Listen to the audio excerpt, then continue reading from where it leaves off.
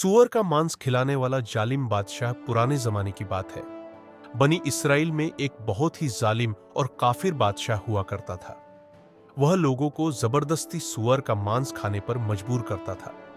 जो भी इनकार करता उसे भयंकर सजा दी जाती और आखिरकार मार दिया जाता। एक दिन उस समय के सबसे बड़े और मशहूर अहबिद धार्मिक बुजुर्ग को भी उस बादशाह के दरबार में लाया गया। लोग उस अहबिद की इज्जत करते थे और नहीं चाहते थे कि उसे कोई तकलीफ पहुंचे। एक सिपाही ने उस अहबिद से कहा, आप मुझे एक बकरी का बच्चा ज़बह करके दे दीजिए। जब बादशाह कहेगा कि इस अहबिद के सामने सूअर का मांस रखा जाए तो मैं आपकी दी हुई बकरी का गोश्त ही उनके सामने रख दूंगा। बादशाह को लगेगा कि आपने उसकी बात मान ली और इस तरह आप मौत से बच जाएंगे। आबिद ने बकरी का बच्चा ज़बह किया और गोश्त सिपाही को दे दिया।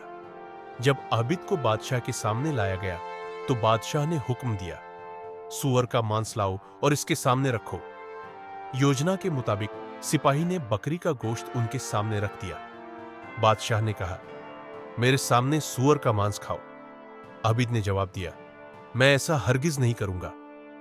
सिपाही ने इशारे से बताया कि यह वही गोश्त है जो आपने खुद दिया था, आप बिना हिचक खा सकते हैं।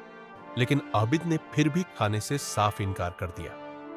बादशाह ने गुस्से में आकर हुक्म दिया कि इसे मौत की सजा दी जाए। जब आबिद को कत्ल के लिए ले जाया जा रहा था तो वही सिपाही पास आया और बोला, आपने गोश्त क्यों नहीं खाया? खुदा की कसम, यह वही गोश्त था जो आपने दिया था।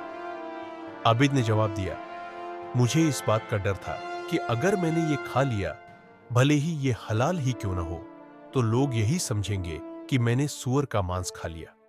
फिर जब कभी किसी और को मजबूर किया जाएगा तो लोग कहेंगे, फलां आबिद ने भी तो खा लिया था, तो हम क्यों न खाए।